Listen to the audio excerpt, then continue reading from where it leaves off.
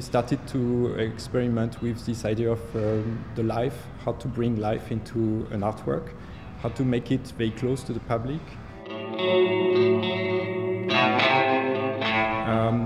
The piece that I'm showing here is called Mobile Feelings, and it's not about evolution, but it's about interaction, speaking about the private and the public sphere.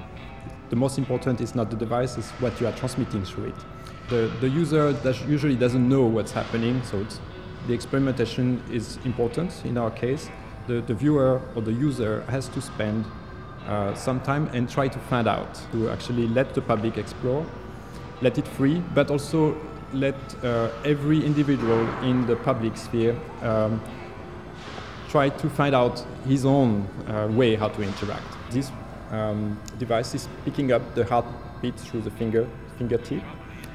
This heartbeat is then sent to the other device, and the device, instead of making a sound of a heartbeat, it's actually like really moving inside.